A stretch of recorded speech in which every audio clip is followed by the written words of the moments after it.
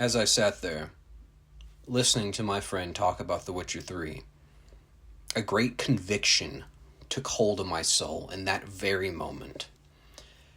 It was as if the heavens had opened, God's light had shone down on me, and in that moment he began to descend down, and he came down and he reached out his hand and he opened my eyes, as if I had been blind my whole life. And with such clarity and purpose, this divine destiny, it appeared to me.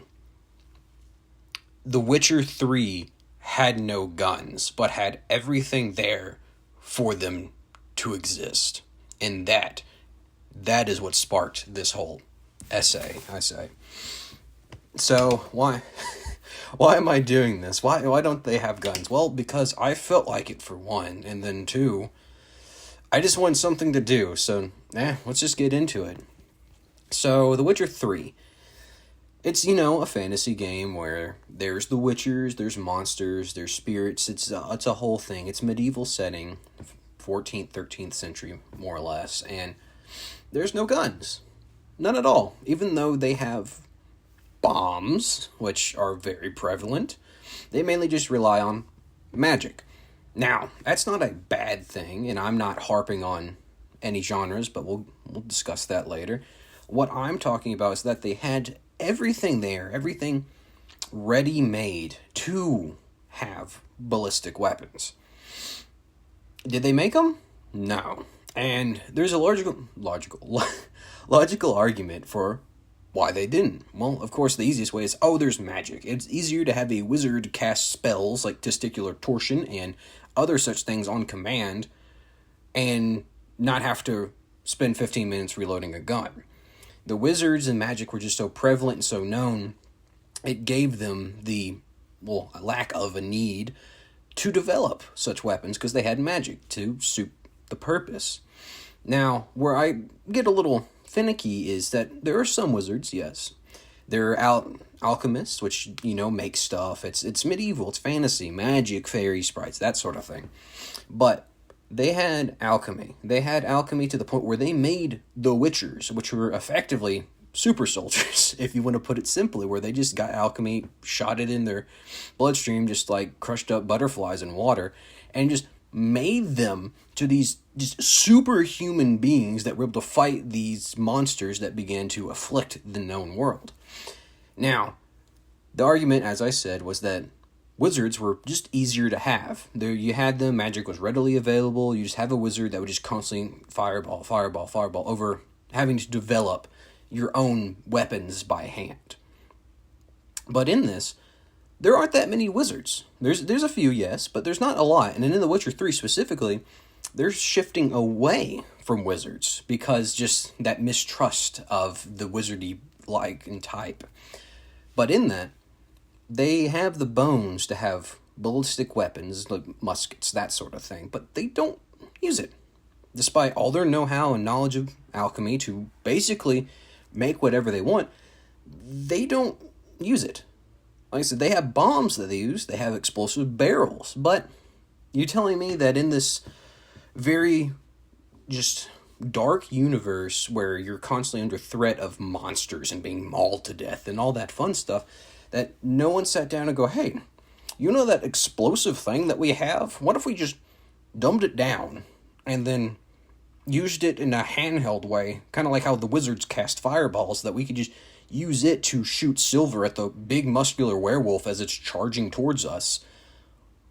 They haven't thought about that.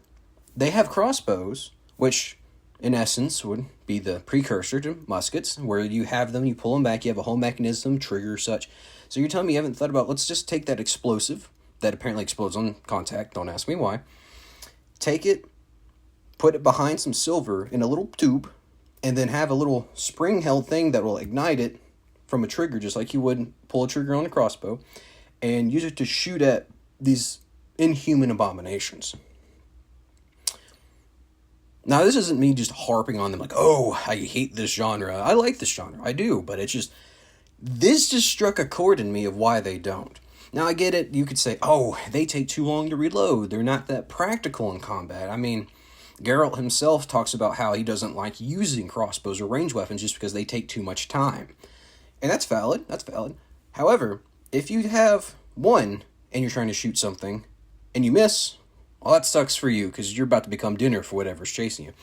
However, if you had about 30 middling IQ peasants having these guns, you could very quickly turn Mr. Swolegole's werewolf or whatever it may be into Swiss cheese just through volley fire alone. So you don't necessarily have to reload. You just have to make sure there's enough shot at first to do it, which would save you the time of forcing people into the Witcher serum thing where they're just put through unholy torment for the sake of being good killing machines. But doing that, or taking 5 minutes to make a dude who can smith metal make you a tube, like they make pipes and whatnot, and then take a little bit of black powder or alchemy, whatever you want to use, put it there, and you just shoot a little tiny piece of metal really fast to the point where it's no longer considered a little piece of metal, it's considered death coming towards you. So that hasn't happened. Even though everything's getting set up and it's ripe for it, they have everything there. They don't. They have the infrastructure to do really elaborate and in-depth metalsmithing, but that's not applied to anything other than swords, shields, pikes, that sort of thing. With all this knowledge and the turn from wizards, I found it odd that there weren't any precursor or anything. Oh, there's this new thing that we're using where it's like a handheld gun, or heck, even a big cannon for sieges. But I get, again, you can bring the wizard argument back. You can just get a wizard who can just cast devastation on a castle or something without having to invest in building a cannon or whatever else it may be. The downside to that is you're putting all your eggs in a basket. You're putting all your hope in that wizard and hoping that he doesn't decide that, I don't feel like doing this today and just bugger off to some far corner. Or he may even turn against you.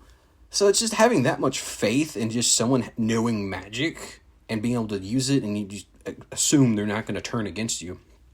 I find that a little hard to swallow, that no one's thought of, we should probably have a fail-safe, or at least start working towards it in any way. I mean, heck, they have all these, so I say a lot, they have some laboratories where they're doing alchemy, or they're doing literal bio-warfare, then not deciding, instead of making this super plague of rats we're going to unleash on everyone, why don't we just make a gun? I don't know, it'd be a lot faster and cheaper, but that's just me.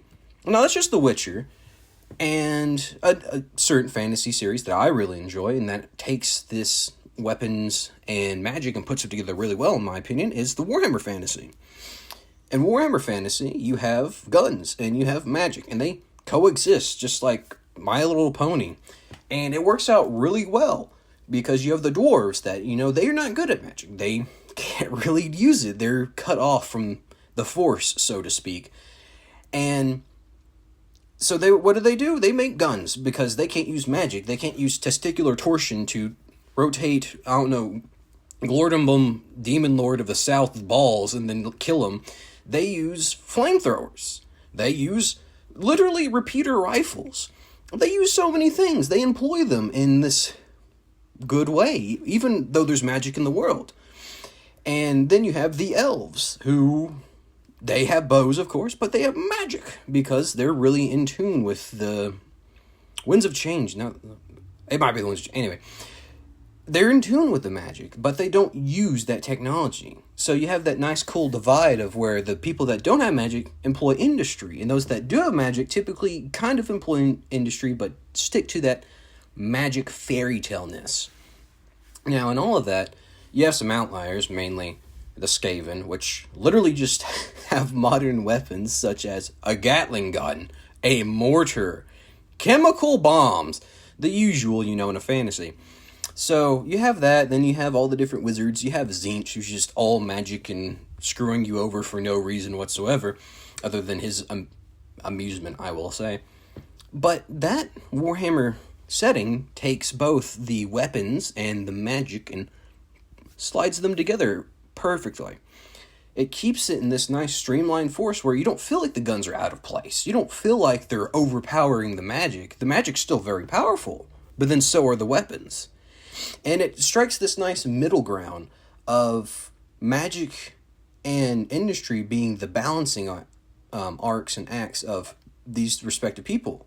Who are deficient in magic, they rely on industry. Those who are deficient in industry rely on magic. So you have this nice equilibrium where one's not more powerful than the other, and neither of them have a clear advantage over the other, but they all have their own strengths, their own purposes, that sort of thing.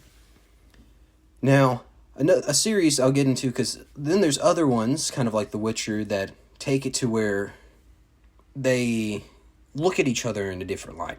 You have the magic users, or wizards, or whatever you wish to call them, that look down on those who employ industry to meet those lack of ability that they have, since they don't have magic, as lesser than them, as, oh, it's barbaric to use industry, oh, we are so good, and we know how to use the magic, you don't, you're trying to make a fork, oh man, that sucks for you, bud, that's heresy, that's not magic.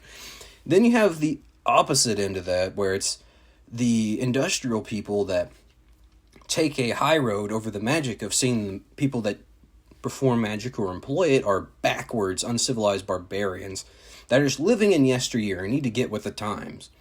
A good example of that type of scenario would be Arcanum, of Steamworks and Magic Obscurum, a very old game that I first was introduced by Seth Zentek because he watched it and I enjoy his videos.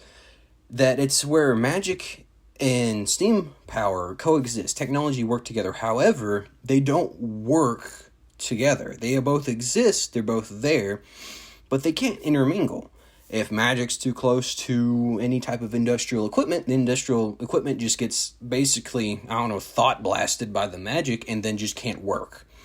If you try to perform magic near a industrial base, the industry, with its labor laws and, lack thereof, apparently siphons away all the energy from the magic, and then the magic doesn't work. So they both are just hitting each other like you're just in a slugging match where no one's winning. However, in that setting, most of the industrialized people are coming out from that magic world and then looking down on anyone who's still performing or stuck in those magic ways of just being backwards and just like, oh, you're just dirty cretins, get away from me, that sort of thing. But then there's another series, and this series is a bit different. It takes the road of the wizards think they're all that in a bag of chips. That series would be one you may know of. It teeters on. Some people know it, some people don't. Star Wars. Star Wars, now, bear with me, has that just very paunch magic user, the Jedi. The Jedi just sit there and think, oh, we have the Force, we're in tuned, we're better, we're going to help you because you can't use the Force, so we're better, we know what you need, we know what you need to live, we know how you should live because we're very knowledgeable and powerful in the Force. And they'll, of course, keep saying it constantly. And then to just kind of further solidify, use that word, solidify that stance, they look down on certain technologies. They don't like the use or reliance on. So they're taking the technophobic approach where anyone who's using a lot of technology and such that's not magic, the Force, they look down on, they just despise using in the first place. Of course, they use ships because that's how they travel, that's just a part of Star Wars. But to quote Obi-Wan Kenobi when referring to using a gun to shoot General Grievous, he says, and I quote, "It is so uncivilized." Okay, just to dissect that real quick, he shoots General Grievous in the chest multiple times, lighting him on fire. General Grievous takes maybe, 10 or more seconds to die. And then he says it's so uncivilized and throws the gun away. So, you're telling me that with your lightsaber, you're basically really hot butter knife to see if it's real or not. You cut someone in half, and they're still alive and in excruciating pain, but you're using a sword, so you have that honor, I guess, about you. you could have just, shot them and they would have, died instantly without suffering, but then you use the hot butter knife, is it real, is it cake, and then you cut them open and then find out it wasn't cake. And you're saying that that's more civilized than someone having a quick death? Okay, magic user. Okay. To take a quick sidestep, during the Cold War, the Soviets they revealed the MiG-25. Now, the MiG-25 was put on display during one of their air parades. This shocked the West because they were developing a jet very similar to this. This would have been the F-15. So when they saw the MiG-25 revealed and how similar it was to the F-15 Strike Eagle, they thought they had a leak, and not one of the good kinds. Needless to say, they were scared out of their wits about the MiG-25 appearing, and the MiG-25, even though it was very good, was basically a sham. But we'll get back to that later. Anyways, my point here is just to argue, just for the sake of, this is what I think, this is what I'm going to put out there. There's no real point for this other than for me to more or less vaguely outline my thoughts on why The Witcher doesn't have guns. I think they should have guns because they rely too heavily on wizards.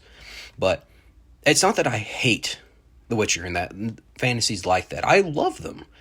I just was struck a chord. I was just manifest destiny to do this. And so now I have. And it kind of gets into, I have this opinion about it. And then I know certain fan bases, if you have a opinion that just goes against the grain or goes against the populace, you'll be cut down pretty quickly for it. And personally, I'm just going to throw my 2 cents in there, that's not a healthy fan base. You can have strong opinions. It's very good to have them. Very good to have different opinions. But the way you go about trying to pull someone to your camp or your side of thinking is be like, oh, hey, bud, what you just said, there may be some problems with that, but here, let's talk about it in a civilized way instead of, actually, what you said was wrong in this excerpt from 1937. It actually says that X, Y, and Z. They'd rather just prove you wrong and then just say, oh, look at this dum-dum, and then just carry on. And then that's all they do. If you want to turn someone to your fan base or to your opinion, you have a constructive conversation, and then you do it. That's simple as that. But, yep, to summarize, The Witcher series, I think, should at least have guns just as a natural byproduct of evolution in the medieval sense, since they literally have everything there and every reason to be armed with a Glock 19 to cast the Glock 19 wizard spell against the big beast charging them. But they don't. But that, that's the creator. It's his world. He can do whatever he wants with it. But all in all, that's about all I have to say about that. This was just something I wanted to do at the spur of the moment, and, have a good time. If you watch this and you still are here, thank you, I guess. This is about it. Yeah, have a good one.